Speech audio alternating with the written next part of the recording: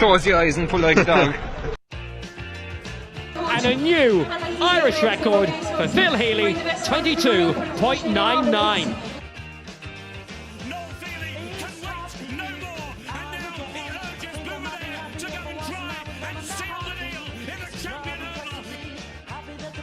Christy Cooney hands over the Sam Maguire Cup to Graham Canty, Cork All-Ireland champions for the 7th time ever. Hello and welcome to the Star Sport Podcast. My name is Jack McCarran of the Southern Star, and I'm joined as always by Star Sport editor Ciara McCarthy. Before we kick things off this week, I'd just like to give a gentle reminder, as always, to our listeners to please rate, review and subscribe to the podcast on Apple Podcasts, Spotify and YouTube. It's all Ireland final week for the Cork ladies, so this week's podcast will be dedicated to previewing their bid to dethrone the dominant Dublin ladies who are aiming to secure their 4th title in succession. In a few minutes, we'll be joined by Mayo legend Cora Staunton to preview the big game. Cora, who herself won 4 All-Ireland titles as a player, is currently in Australia preparing for a new season of the AFLW competition for the Greater Western Sydney Giants. We'll also hear from Ger McCarthy, who will give us his thoughts and predictions for the game. But Kieran, we're going to start with Ciara O'Sullivan, who you had a chance to catch up with earlier in the week.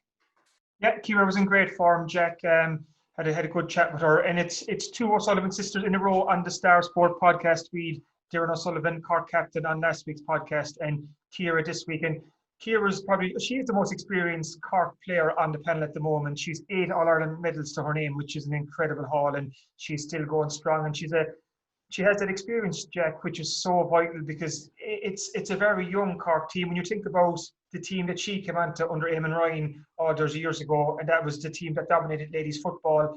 And when Eamon Ryan stepped away and Leafy Fitzgerald came in 2016, the Cork ladies football I suppose they underwent the transition over a couple of years. But the likes of Ciara, Orla Finn, Martine O'Brien, they've been the link between the present and the past. So Ciara's experience this Sunday will be vital. She's a player well used to the big occasion. She's won it all with Clove and County.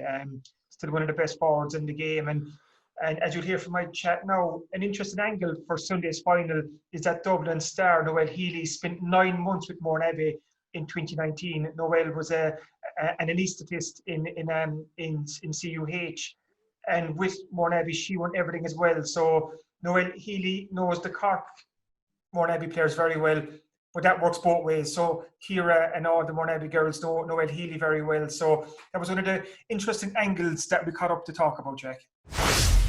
Delighted to be joining the podcast this week by Ciara O'Sullivan, an 8-time All-Ireland winner. When I was just checking that up, Ciara, that you've 8 All-Ireland titles to your name already, I was just kind of wondering, what's your motivation to keep coming back year after year after year? Because you've won it all, you've seen it all, you have the T-shirts, but yet you still come back year after year. Yeah, I suppose the main thing is enjoyment. Like, football has been such a big part of my life for so many years now, and I play it because I enjoy it, and most of my best friends are involved in football as well. So it's massively to do with the enjoyment, and then obviously playing at inter-county level, the competitive nature, and I suppose anyone who is playing at inter-county level is naturally competitive, and I think you get that kind of competition and more so at inter-county level than you probably do at club or any other level. So I suppose the enjoyment and the competition are the 2 things that keep me coming back. And I suppose this year the 2 of those have been to the forefront in a very, very strange year. It's probably one of the years that I'm enjoying football the most. And then obviously the competition for places, which has been widely publicised on our team and panel, kind of keeps you on your toes and keeps motivating you. So they're the 2 factors for me.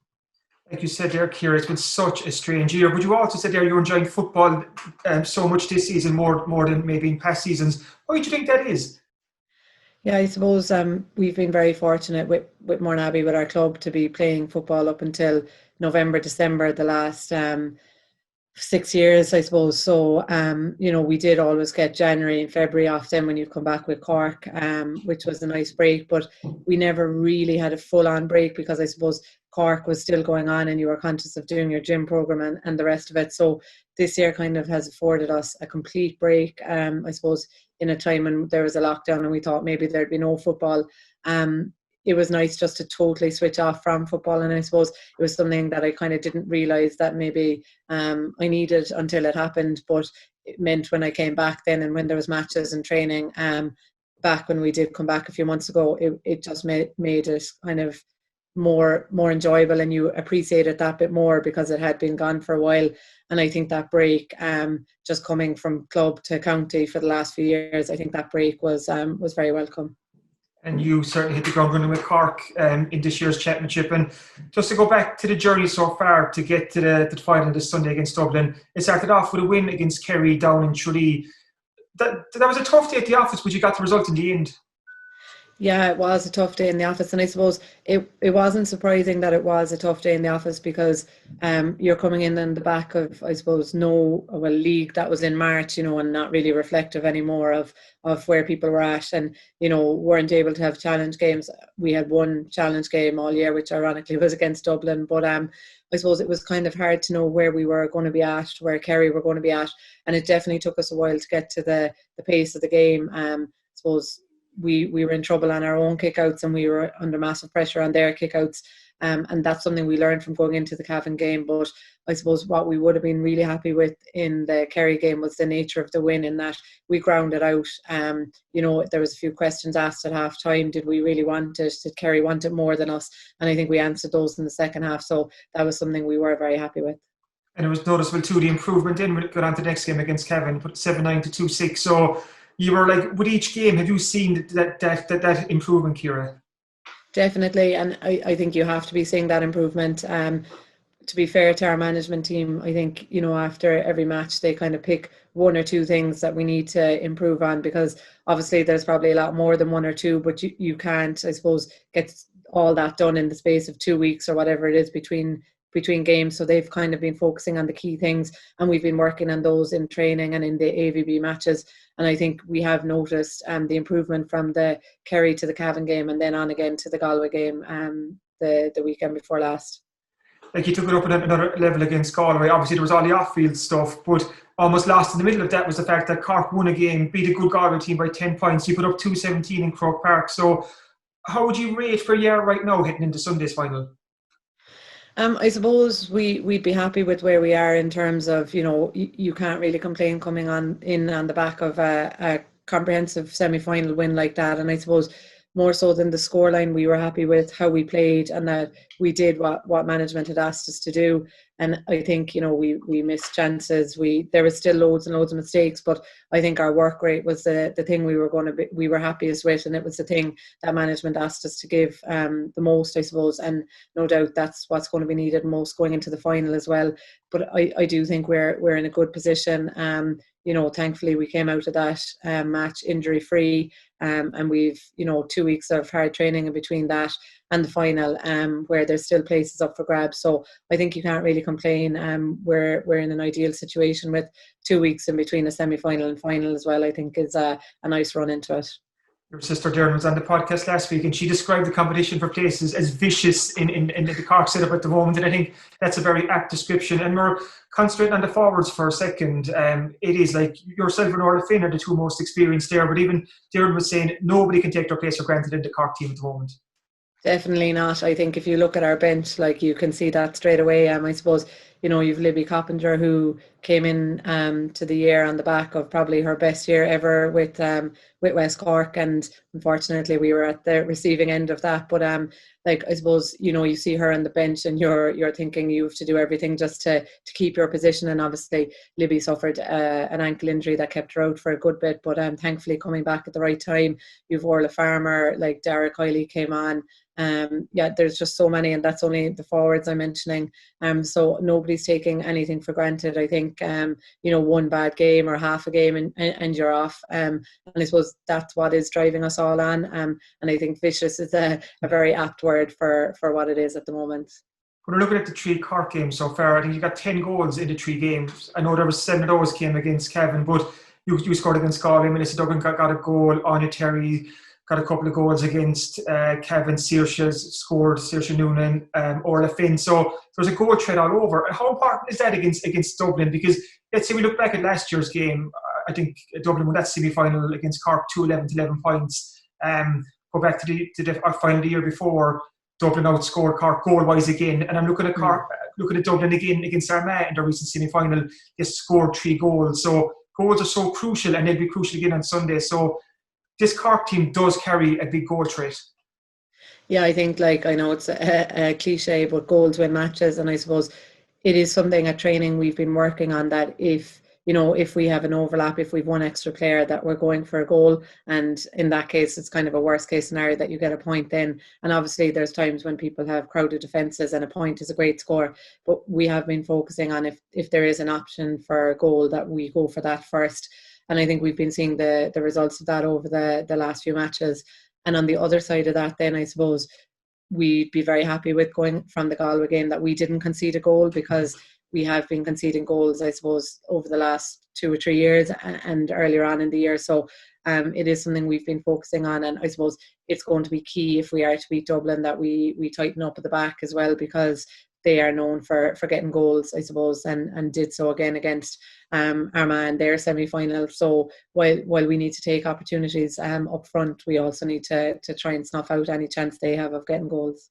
I think a big addition to the Cork defence is the return of Roisin Phelan this year, coming in at full back, and that's had a knock-on effect in. They're freeing up Hannah Looney to go into midfield with Maura O'Callaghan. So Roisin's return, that was a big plus obviously this year.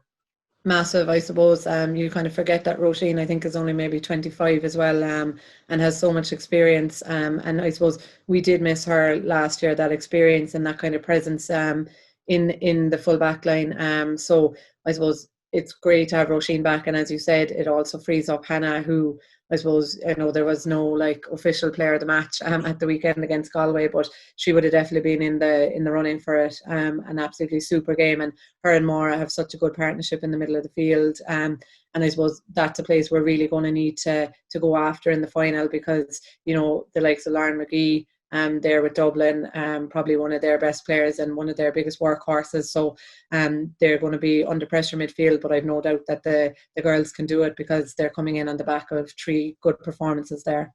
There's one Dublin footballer that you probably know better than most, Noel Healey. She had such a great season with Mourneabbey back in 2019. You won everything there was to win with Noel. Is there any text messages, any WhatsApps kind of zipping back between you at the moment? Yeah, ironically, Noel's 30th was the day before we played Galway, so I'd sent her a card during the week, and it was before we played Galway, so there was kind of 2 sections to it. One of them was our birthday message if we lose to Galway, and it was like, best of luck in the final, we'll be shouting for you, etc. And then birthday message if we beat Galway, it was like go out, enjoy it, there's more to life than football. And I got her a voucher and told her it was only redeemable on the 20th of December. So we have had a bit of crack about it, all right. But I suppose even, last year when they beat us in the semi-final, we would have been playing with Noel with club at the time. So it's not new to us, I suppose. And I suppose we've massive respect for Dublin, not just Noel, for all Dublin players. And I'd like to think they do for us as well. So, whatever happens on the pitch will happen on the pitch, and then we'll all still be friends, and there'll be a bit of banter after, no doubt. This is a very good Dublin team, and that goes without saying. They're going closing in on the 4 in a row. It's a very simple question here, Ciara, but what do Cork need to do on Sunday to get the better of this Dublin team? You mentioned work rate earlier, and that was hugely obvious in the game against Galway. Do you need to bring that and more? Yeah, I think we definitely do. Like we were happy with our work rate at the weekend, but you still watch it back, and there's still loads of room for improvement. And I think we're going to have to, you're going to play the 3-time All-Ireland champion, so we're going to have to bring more work rate than they do, and more drive and determination, I suppose. And I think there'll be very little in this game, so it's about being patient and looking to grind out a win. It's not going to be, I would imagine, any fancy football or any cricket scores. I think there's going to be very little in it, so it is going to be about work rate. And I mentioned earlier about the tightening up, in that we aim to not concede a goal, and I suppose that starts right from our full forward line and stopping them coming out fast, because they do like to break fast. So I think we're going to have to track the runners and work really, really hard, particularly in the forward line, so that the backs aren't under pressure, with Dublin being able to kick easy ball in. Would a very small silver lining to the whole kind of venue debacle that went on in the semi-final against Galway be the fact that Cork got to play in Croke Park? And I'm thinking the likes of a young player like Erica O'Shea, who's new on the panel, that she's now been in the dressing rooms there, she's been out in the pitch there. Do you think that could hopefully kind of it'll stand to young players. Like obviously someone like you're so experienced and you played there countless times. But for some of the younger members of the Cork team, to get another game on that Croke Park surface under their belt will stand to them. Massively, because I think way more so in ladies football than men's football, it's a really, really big deal to play in Croke Park, because more often than not, it's once a year if you're lucky in a final. Now, I know last year the semi-finals were in Croke Park, and ironically this year it was as well with the drama, but it is a really, really big deal to play in Croke Park. And even for those of us who've been there for a few years, it still is a big deal and something you get really nervous about. So it's great to have that under our belt. And as you said, particularly for the likes of Erica O'Shea, who kind of just got thrown in it and didn't have time to think about it and, you know, deal with the build-up of it. I think that'll stand to her immeasurably. Now, everything that's been thrown at her this year, she's taken to it, no problem. So I've no doubt the final will be the same. But it definitely is something that in hindsight, you know, we're quite happy with, I suppose. Brilliant. Ciara, thank you so much for joining us, and the very best of luck on Sunday. Thanks very much. Thanks for listening to the Star Sport Podcast, #1 for sport in West Cork. Mayo legend Cora Staunton knows a thing or two about winning All-Irelands, having won 4 during her own illustrious career. Now based in Australia, Cora joined Kieran to preview Sunday's big game, and she also gave us her big match prediction. And Kieran, we reckon this may be the first guest we've had on from Australia. We did have a guest from New Zealand before, but this is our first from Oz. We've had one from New Zealand, I think, with Lydia Heafy from Italy during the year as well. But this is definitely our first from Oz. And what it's GA royalty, Jack. Cora Staunton is a legend of ladies football, and it was absolutely brilliant to get her on the podcast this week to look ahead to Sunday's game. And an interesting angle too is that Breed Stack is gone over to join the AFL, and she's with Sydney as well, the same team as Cora. And when I was chatting to Cora on Saturday, Cora's in quarantine for 14 days, but she just flew over, and just a couple of doors down in the hotel she's staying in is Breed Stack and her husband Cora Keane from Newcestown, and their little boy Cora Gold. So there was a West Cork link to this hotel in Perth on Saturday. So absolutely brilliant to catch up with Cora. Like, who knows football better than Cora Staunton? Like, I think she's an 11-time All-Star, which is incredible. And as you'll hear now, her analysis and thoughts on the game is absolutely brilliant. She knows both teams inside out. She's played against both teams. So who better to break down the big match than Cora Staunton? In the 100-odd episodes of the Southern Star podcast, this is the first time that we're coming all the way from Australia, and we're delighted to be joined by ladies football legend and Mayo great Cora Staunton to look ahead to Sunday's final. Cora, you're just back in Australia for your next stint with in Sydney, and you're joined by a Cork woman this time. Breed Stack has made the transfer to Australia as well. Yeah, so just in day 2 of hotel quarantine here in Perth. So another 12 days to go. So just getting used to sitting in a room and not having much space. But Breed has certainly joined us this year. Yeah, so looking forward to obviously getting out in the pitch and getting to play with her rather than normally having to play against her. So yeah, the trip to Australia was good, and both myself and Breed and her husband and child are settled in quarantine now at this stage. How do you pass the 14 days in quarantine? Like you said, you're in your hotel room right now, and I think you're getting out Christmas Day. So what's the plan for the next 12 days? Yeah, so obviously yesterday we only got in kind of yesterday afternoon, yesterday evening kind of Perth time. So that was fine. Probably today and tomorrow you're probably still trying to get over a bit of jet lag and acclimatise to the time. So we're on just after 8 p.m. here Perth time. So our days are, it's quite hard to fill them. Probably a lot of exercise. We're lucky we've some exercise equipment in the room that the AFL have give us. So we've an exercise bike and we've some weights and stuff. So the club gives us programs to do, probably 12 out of the 14 days. So we'll do a bike session, if not 2 a day, and probably 2 weight sessions a day. So that past the time, you just try and do them as slowly as possible. Obviously the weight session, just leave time in between them, and after that, then it's just, I'm not a very good watcher of TV. So, I tend to just read a bit, do some crosswords and do a couple of different bits online. It's probably a good time as well, which there's a lot of sport on TV back at home. So I'll catch up on some of that as well. Like we said there, Breed Stack has made the trip down, and she's joining you with Sydney as well. Are you surprised it's taken this long for a Cork footballer to kind of switch to the AFL? Yeah, probably, obviously, because of all they won. I suppose it was 2017. Obviously, I went down myself, so that was the first person to go down. But yeah, I suppose Dublin had won that All Ireland, but Cork had been in, what was it, 10 or 11 All Irelands previous to that, and won 10 out of the 11. So yeah, I'm surprised whether there was more approached or not. I'd be very surprised if there was an approach, whether they took up the opportunity. It's not for everyone.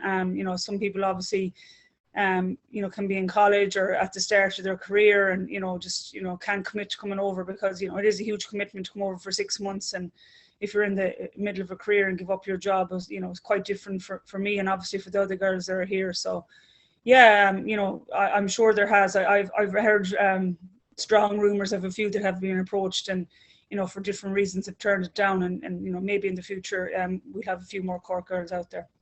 Like you mentioned, Breed was on that great Cork team that won so many All-Irelands, so many good players in that team. So from coming up against her opposition, you're now in the same team. So that's an interesting dynamic there. You'll have to take her under your wing below. Yeah, she's flying already. She won't need much help. She's been doing a lot of work here back in Ireland before she came over with AFLW Ireland. There's a guy there, Mike Curran, that has helped her. So she's been doing skill sessions since I think August. So that'll be a huge advantage to her. And on the other side, the biggest disadvantage is that, obviously the way things are over here in COVID, it was quite hard to get over. So, by the time we get training with the team and out of quarantine, we'll probably have missed the guts of 2 or more months of pre-season. And I think we'll only have a couple of weeks to prepare for round 1. So that'll be, somewhat of a disadvantage for both me and Breed, probably Breed more than me because, obviously I know the game at this stage. But yeah, she'll have no bother. She'll settle in. She's an out-and-out athlete and, the way she plays Gaelic football will be the exact way she'll play AFL. She attacks everything that, every challenge that's put towards her. And I have absolutely no doubt that she'll rise to the challenge and that she's going to be a great asset to us this year. No doubt yourself and Breed and everyone else will be glued to the final this Sunday coming up. And so it's like we mentioned there, Breed was on that very dominant Cork team. But since then, Dublin have taken over. They're in their 7th final in a row. They're going for 4 in a row. And they've been so dominant the last couple of years. Do you think it'll be good for the game to get a different name on the cup? Like obviously if it's this year, it'll be Cork, but even going forward next year, a Mayo, a Galway, an Armagh, because we've seen the dominance of the men's game of Dublin. I'm not sure can you draw correlations between the two, but Dublin are obviously dominating the men's game, and we have a Dublin team now going for 4 in a row in the women's game. Do you think it'd be good just to see a different name in the cup this Sunday?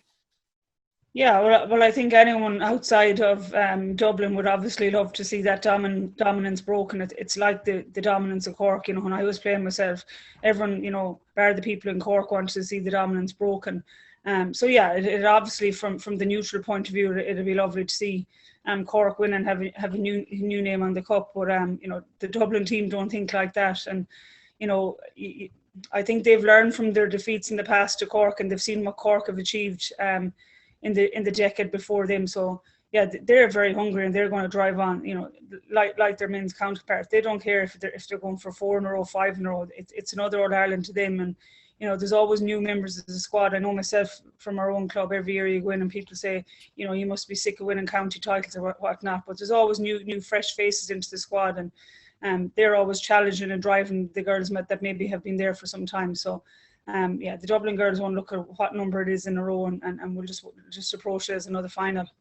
And I suppose if we're looking at the two teams as well, Dublin have the more experienced players. If we're looking at Cork, I suppose Ciara O'Sullivan, Orla Finn, Martine O'Brien, they're probably some of the players going back to the successful Cork teams 5, 6, 7 years ago. So this is very much a new Cork team with a lot of younger players there. Do you think that will help them on Sunday? Kind of the fact that they haven't been used to losing against Dublin in a lot of big games, that there's the likes of Erica O'Shea, Melissa Duggan and these young players that can try and drive on. Yeah, I do certainly think it helps. I think, I remember the early parts of my career. I think when you're young, you don't really hold much fear and you don't really hold many nerves. You just go out, it's Croke Park. It'll obviously be different this year with COVID and no fans and all of that. But I think younger players just go out and play with no fear and express themselves. So sometimes when you get a bit older and there's probably a little bit more pressure on you to perform and do well. And in the likes of Ciara and Martina's cases, they've been doing that brilliantly, and Orla as well, right throughout their career. And it's the same in the case of Dublin. There's probably a lot more pressure on them because they're expected to win. They're going for 4 in a row, and they know there's a lot of pressure on them. So yeah, I do think that'll be somewhat an advantage to Cork, that they have the younger girls. That I was lucky enough to see them in Croke Park for their semi-final, and that's what you could see. They just played with just pure abandonment and just went forward. And whether it was Melissa Duggan for her first goal or Erica O'Shea, they were just keep constantly on attacking and believing in themselves. So yeah, I do think it can be an advantage to them, and one I'm sure Aoife will be looking to use. That's one of the buzzwords in the Cork camp this year has been work rate, and against Galway in the semi-final, and Ciara O'Sullivan is telling us in this podcast too, it was the Cork work rate what they were happiest with after. They thought they put in a really kind of fierce, savage performance. But would they need to up that again in terms of intensity for what they're going to face against Dublin on Sunday? Yeah, and I think that's the biggest word, is intensity. I think Dublin bring intensity and probably physicality. And Dublin bring a different level of aggression to any team that they play against. I think at stages Armagh could match that because they're quite a physically strong team. But I don't think Cork, with no disrespect to their opposition that they've played in Galway in the semi-final, and in Kerry as well. I don't think none of them can bring the same physicality or intensity, I suppose, that Mick Bohan has brought to this Dublin team. I think that's, Dublin sometimes obviously play on the edge with their tackling and that, and I think you could see that especially in their first game against Donegal.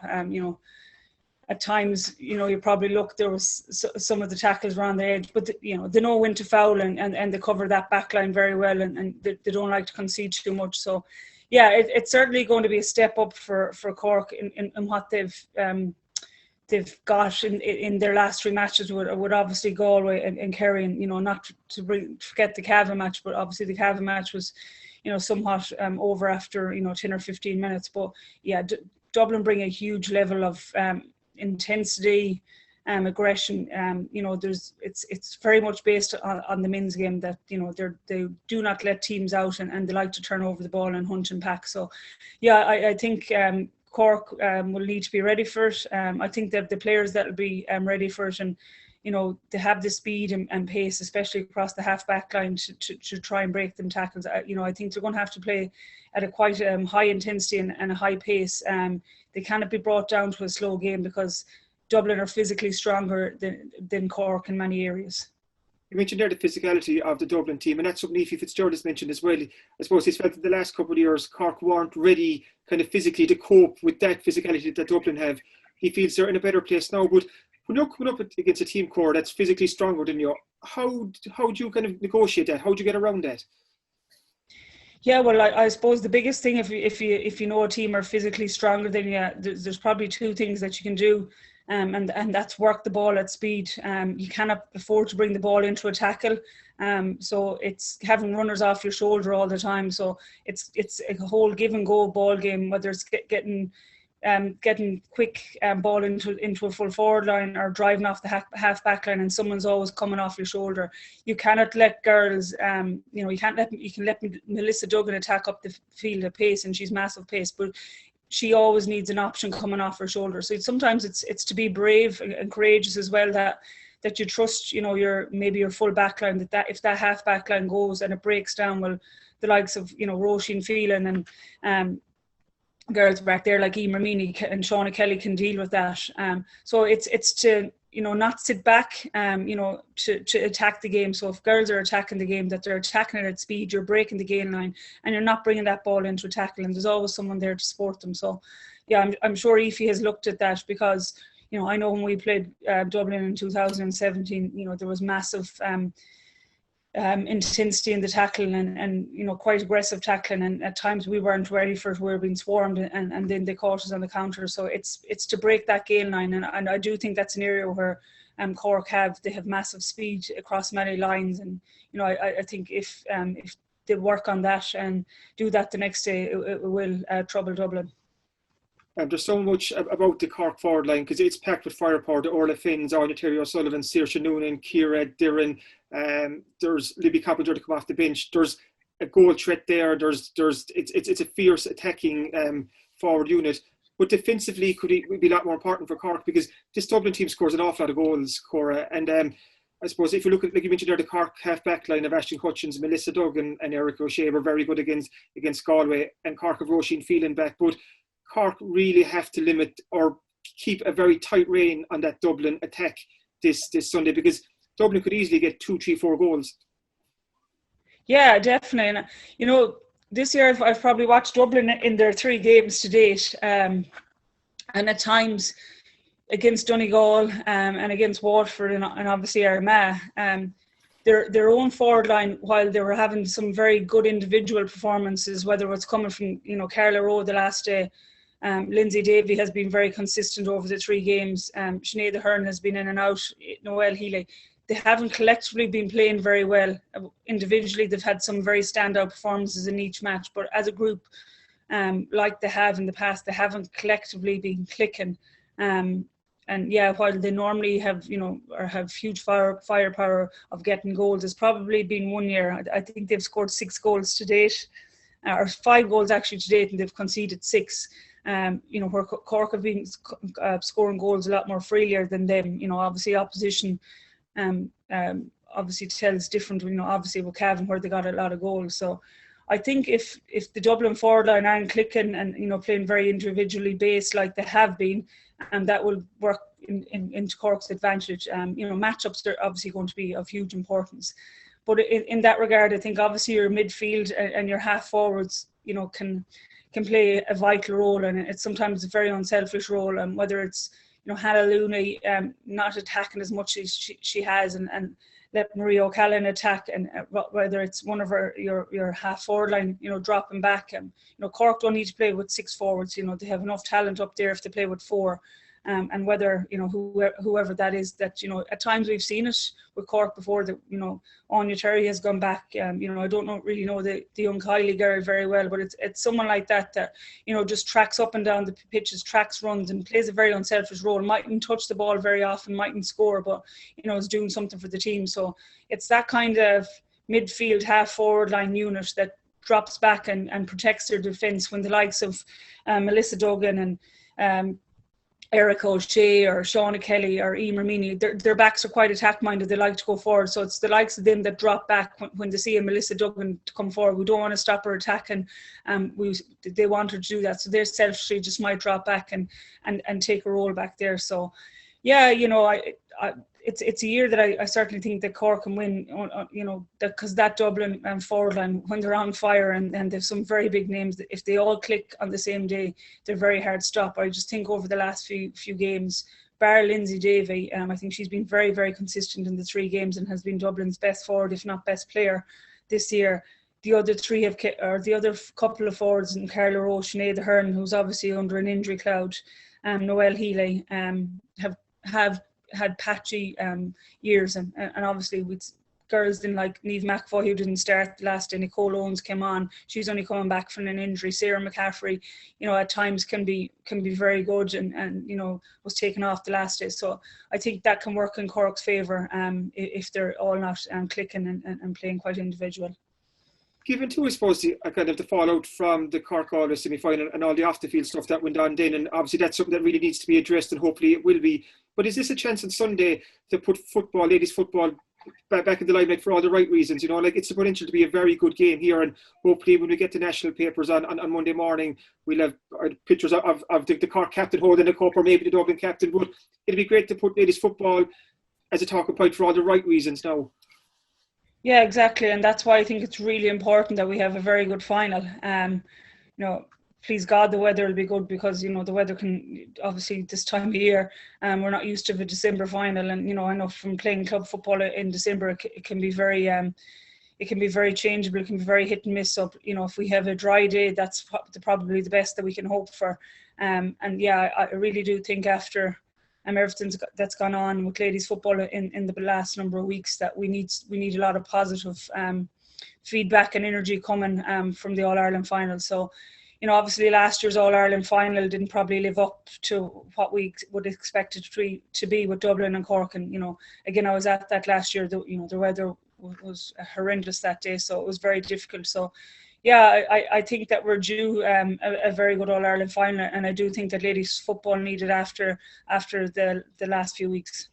You mentioned you were in Croke Park for the semi-final, the Cork and Galway semi-final, and I'm looking for any advantage I can get for this Cork team. But the fact it's going to be an empty Croke Park on Sunday, that means like if it was a normal final, you could have had 30,000 Dublin fans there. But now it's an empty stadium. It's the same. It's a level playing field for both. Could that again help Cork in a small way, that you don't have 30,000 Dublin fans roaring on the Dubs? Yeah, in this particular case, yeah, I certainly do think it can help them, because you'd imagine that the Dublin girls have been there before and have been in a lot of finals, as we said, in their 7th final and going for 4. So, All Ireland final day, and, as I said, we played against the Dubs in 2017, and, while the Mayo support are brilliant, there was a lot of Dublin support there as well. So, they're obviously used to that energy on All Ireland final day. As we said, there's not many girls in the Cork team that has been in too many All Ireland finals and played in them, or won them. There is still a few, but not as many as that. Possibly the whole Dublin team have. So with an empty stadium and Cork not used to probably as many followers as Dublin, I do think it can help, especially the younger girls in the team. If they make a mistake, the crowd isn't getting on their back, and there's that pressure factor. There's none of that pressure on them. And when things aren't going right, if Dublin get a goal, and I do think that can help. And again, I think that, when Dublin are going well, and that energy from the crowd won't be there, or if, Cork are going well and Dublin need, extra motivation or a bit of support or a bit of energy, the crowd isn't there. So I do think, in particularly for this final, it has quite an advantage for Cork, because of the way that Dublin have been in finals for the last 7 years, and majority of the girls have won All Irelands, where Cork is a relatively new team with some experience. So I do think for the likes of the younger girls in the Cork team, it will be an advantage. Before I let you go, Cora, I'm going to ask you for a prediction. I know Brit Stack is in a hotel room a couple of rooms down, so she probably won't hear this. But if I had to push you for Sunday, Cork or Dublin? Yeah, I do think that it'll be very close. I think it'll be probably one of our closer All Irelands. Obviously Dublin have to be raging hot favourites going in. They've going for 4 in a row. As I said, they've been in 7 finals. They've been unlucky in the other 3 finals against Cork. I do probably think Dublin's experience will get them over the line, but I do think a lot will hinge on whether Sinead Ahern plays for Dublin or not. I don't know. I've read obviously this week that she said she's back in training and she's feeling good, but with hamstring injuries, if you come off with a hamstring injury, it'll be 3 weeks since the injury. That's quite a tight time. She can be very pivotal in a leadership sense in that forward line and in that team. If she's not playing, I'd give Cork a huge chance. If Sinead plays, I do think that I can see Dublin winning by 2 or 3 points, but it's going to be a very, very tight game. So yeah, hesitantly, I'll probably give it to Dublin by a couple of points if Sinead Ahern plays. For obvious reasons, we're hoping it's going to be a huge Cork win on Sunday, but hopefully it's going to be a great game, like we said. Cora, thank you so much for taking time out to chat to us. Enjoy the next couple of days of quarantine. Have a great Christmas over, and best of luck in the new season. No bother, Kieran. Thanks for having me on. And we're joined now by LGFA Journalist of the Year, Ger McCarthy. Ger, we just heard there of Cora Staunton, who hesitantly gave a vote for Dublin to win Sunday's final. Now I want you to make a case why Cork can and will win Sunday's final.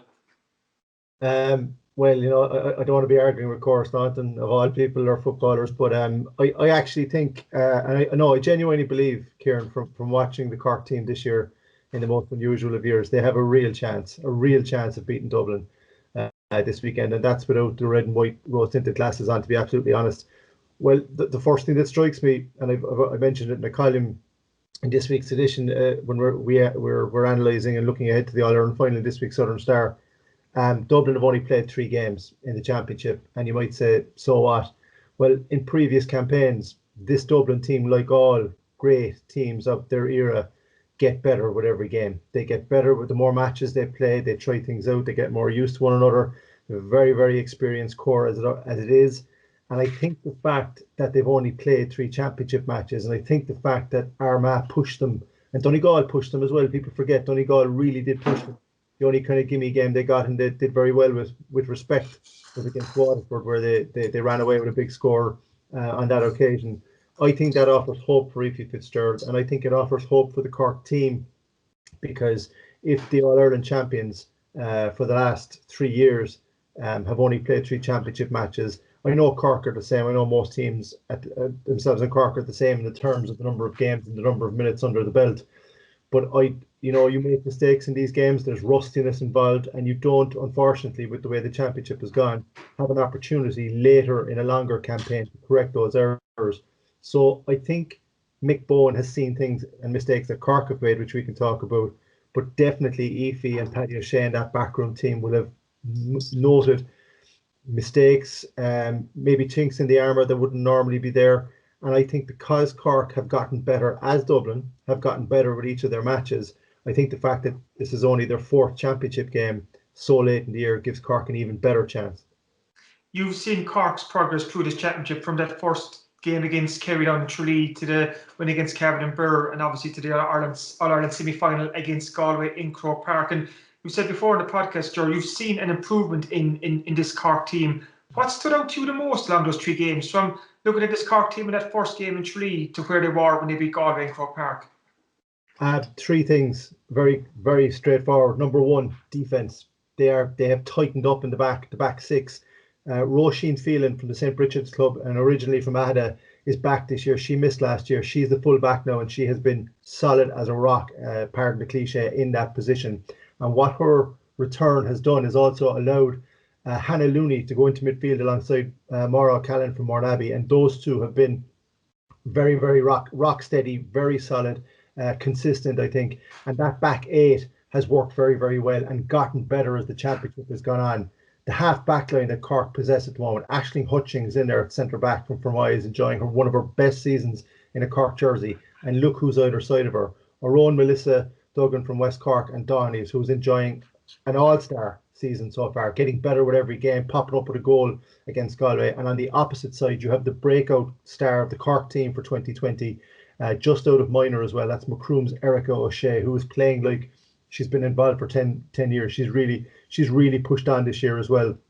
So the defence has gotten better. Secondly, what they've also done with Cork this year, the work rate of the front 6 has been hugely impressive. Moving Kinsale's Orla Finn out to the half-forward line has worked a treat, because she's seeing more of the ball, she's getting involved more, and she's slowly improved over the 3 games, which we have an interview as well this week in the Star with her, and she talks about that, but also her free-taking. And she mentions the fact that when she was in the corner forward in previous years with Cork, that sometimes the ball wouldn't come in as much, or the game might tend to pass her by. Not this year. And we even saw that in the semi-final over Galway. She was back in the corner position along with Saoirse Noonan at one stage, blocking her marker and setting up another attack. And it's rare that you would see forwards of that ability so far back, but up in there. And I suppose the final thing for me as well, point 3, is the team is settled. It is settled 15 that have definitely. It's very, very hard to pick the 30, as Aoife Fitzgerald has consistently pointed out. There's 38 to choose from, but to pick the 30 has proven very, very hard. But the 15 that he's picked over the last couple of games, especially the last 2 games against Cavan, where he tried things out and then settled on his team against Galway, not alone have they a settled team, they also have impact substitutes, which is the final point coming off the bench. If you can call on the likes of Libby Coppinger, Maeve Cahalane, Orla Farmer to come in, they are players that can come in and make an impact, not to mention Dara Kiley from Valley Rovers. And that's the big difference with Cork, and it's why I give them a real chance of beating Dublin this weekend, Kieran. Not alone have they got a settled team, not alone have they got a set pattern and know what they're doing, even though it's only been 4 games. They have, much like Dublin, a panel of 30 players and 5 subs who don't just come on to complement the 15 during the game, but 5 subs that can actually change the course of the game. That's a great point, Joe, just about the impact Cork have off the bench. And I haven't even mentioned Niamh Cotter, who hasn't even featured in any of the games so far, and she's been instrumental for Cork over the last couple of years. And you're right there, Libby Coppinger, the form forward in the Cork Ladies County Championship, with injury kind of struck her at the wrong time. So that impact off the bench, like you said there, that can make a real difference on Sunday. Yeah, and it's one of the key things about the final. It's going to be a game of chess between 2 managers. Great respect between Mick Bowen and Aoife Fitzgerald. They know each other very, very well down through the years. But what I've been thinking about most about this final is we kind of know the Dublin team. We know Noel Healey, Carla Rowe, Lindsay Davey, all these all-stars, these fantastic footballers. We know they're going to be there. We don't necessarily know where they might start. So what's different? What do you have to do in a final to do something different? What chess move can you execute that the other and the opposition won't expect? And I've mentioned Niamh Cotter, and you were right to mention her there as well. She's somebody that's been battling with an injury, but she is a potential wild card, if you want, for better terms, that could be sprung maybe in midfield, perhaps even in the forward line, even around the full forward line, who knows? And she's somebody that Dublin haven't seen this year, so they wouldn't necessarily know what to expect. But it's the same for Cork. Dublin have so much experience in this team. I mean, they've won the last 3, they've contested the last 6. This is their 7th All-Ireland in a row. So that tells you the quality that Cork are facing. But this Cork team is maturing. Darren O'Sullivan, Saoirse Noonan, Anya Terry O'Sullivan, one of the best, if not the best, full forward lines in the country. Not necessarily just for scoring, but for work rate and for effort and for making the space that allows the likes of Melissa Duggan, Aisling Hutchings, Erica O'Shea to bomb forward. It allows Orla Finn to drift into the game and pick off scores. Dublin wouldn't have come across that as much in their previous matches. Donegal did it to a certain extent when they played them, and Armagh with Amy Mackin got in quite a number of times in behind that full back line and could have had a few more scores. That gives me hope, and I would imagine it would give Aoife Fitzgerald and Cork hope. But the likes of Niamh Cotter may well be sprung, we don't know. And I think it's that kind of wild card option that Aoife Fitzgerald has this year, that he's not reliant on the 15 and maybe 1 or 2 subs. He has so many options off the bench, and 1 or 2 players like Libby Coppinger, as you mentioned, that was her first appearance against Galway when she came on as sub, and she's been involved obviously with the Camogie. So there are options, there are potential differences and changes of tactics and possibly of formation as the game goes on. It's going to be fascinating because it's the 2 best teams in the country and the 2 strongest squads going toe to toe. And I hope, and I think it will be an absolute humdinger. I'm going to ask you to put your reputation on the line, Ger. I want you to call Sunday's final. I think Cork are going to do it, but I think Cork are going to do it just about do it. And here's the reason why, and I've been thinking a lot about it. Obviously, when you're from Cork, you'd love to see them win it. We've covered them in the club championships as well, so we know what an extraordinary year it's been for a lot of the players involved, both from West Cork, from Mourneabbey, and all the players that make up that panel.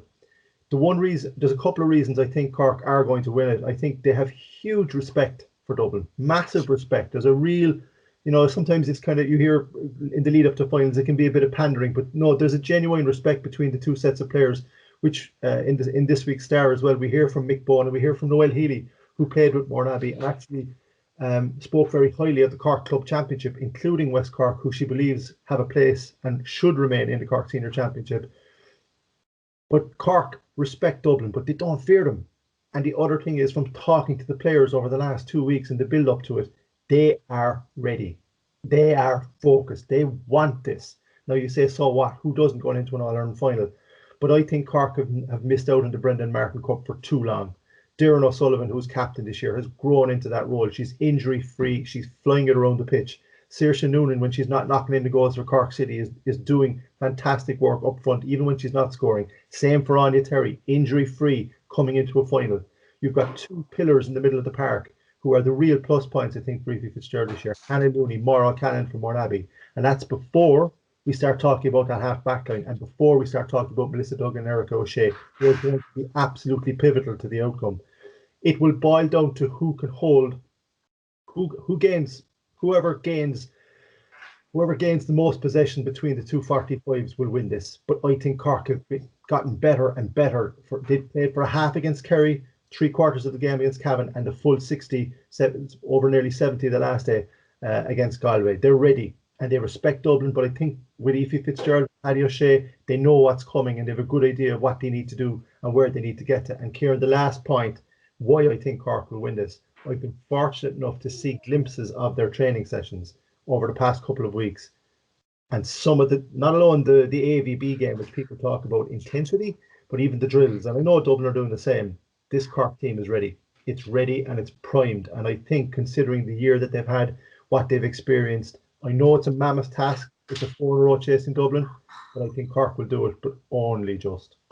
Sounds good, Ger. So, Kieran, that's 1 vote for Dublin from the great Cora Staunton and 1 from Cork from Ger McCarthy. So I'm going to come to you to try to break the deadlock even. What's your own prediction? No surprise here, Jack, but I'm going for a Cork win. I think what's been impressive about this Cork team is they're improving game after game after game. And we've said it a couple of times, that semi-final for Rory with the venue and the throwing and all that. But what people forgot is that Cork beat a very good Galway team by 10 points. So they're a team that's improved from the first game against Kerry to their win against Cavan to the game against Galway. So they're trending upwards, and there is more to come from them. There's a lot more to come from this Cork team. And I just want to pick up what Cora Staunton said as well, that she feels the Dublin attack is very individual this year, and she doesn't think it's clicked as well as it has in previous years. When you add in those couple of factors, and the fact that it's also an empty Croke Park on Sunday, and as Cora mentioned too, she feels that will play into Cork's hands, because you can imagine there's a couple of young Cork players who'll be playing in their first final this Sunday. I'm thinking of the Kileys, I'm thinking of young Eric O'Shea from Macroom, who's been one of the breakout stars for the Cork ladies team. All of a sudden, instead of having 55,000 like in the All-Ireland final last year, there's going to be no one there. So hopefully it will kind of ease some of the pressure on this young Cork team.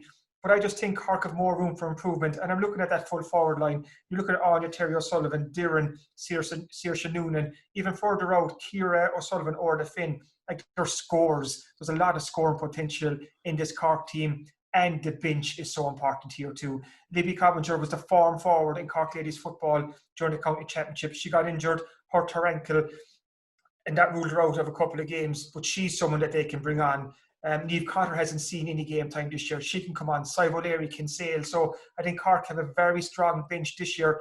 And it's worth noting too that Cork are without Laura Mann, even Skibbereen, who's injured, Marie Ambrose, who's out, and Emer Scally, who's not involved this year. So I think one of the big silver linings for Cork this year is Aoife Fitzgerald has definitely strengthened the Cork panel. I think they're in a good place, Jack, and I think the Brendan Martin Cup will be coming back to Cork on Sunday evening. Great stuff, Dan. That's 2 votes for Cork from our panellists today, just the one from Dublin, but that one does carry a lot more weight, I'm going to say, than your own and Ger's prediction, because it is the legendary Mayo footballer Cora Staunton. But look, we won't go too much longer on that. Coming up after the break, we're going to preview what's to come in this week's Southern Star Sports section. Thanks for listening to the Star Sport Podcast, #1 for sport in West Cork. Welcome back to the Star Sport Podcast. And before we wrap up this week's edition, Kieran, there's a very special 8-page preview of Sunday's All-Ireland final in this week's Southern Star Sports section. What can readers expect in this bumper big game preview? Yeah, like you said, Jack, 8 pages dedicated to the final on Sunday, and there's a lot of reading in it. So there's loads for our readers to sink their teeth into. I have a 2-page special on Martina O'Brien, the Banniscarty goalkeeper, who will be between the posts for Cork on Sunday. She's there since 2013, so it's a nice deep dive into Martina's career, and that's well worth the read.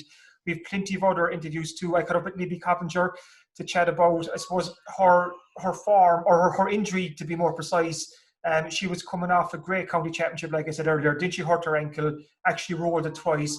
But now she's back. She came on as a sub against Galway in the semi-final, and she's told me she's ready when she is called on this Sunday. We also have interviews with Orla Finn, Aoife Fitzgerald, Ciara O'Sullivan, Cora Staunton, Laura O'Mahony, Ger McCarthy, the LGFA Journalist of the Year, as he likes to remind me constantly, and he's well-deserved that accolade.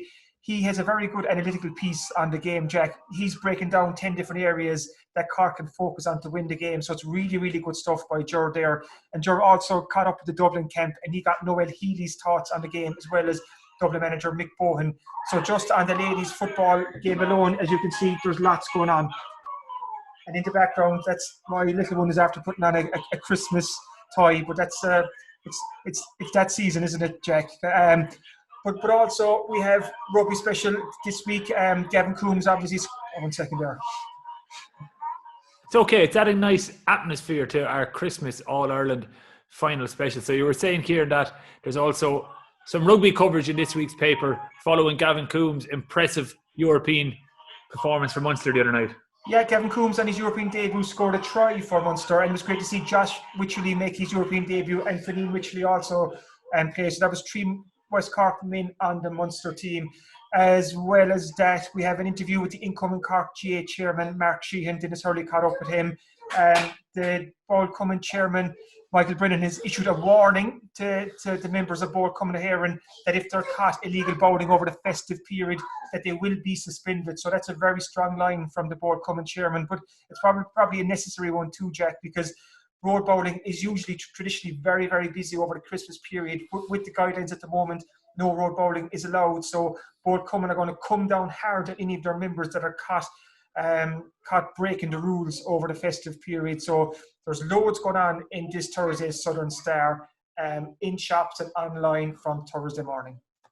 Absolutely, and as Kieran mentioned, the Southern Star is also available via digital edition from less than €2 per week when you subscribe. Just go to www.southernstar.ie/e-paper. But anyway, thanks for listening to the Star Sport podcast this week. We'll be back at the same time next week, I hope. We don't really know. It's Christmas week, things are up in the air, but we'll be back at some stage next week anyway. If you enjoy these shows, please make sure to rate, review and subscribe on Apple Podcasts, Spotify, YouTube, or wherever you get your podcasts. Slán Tamil.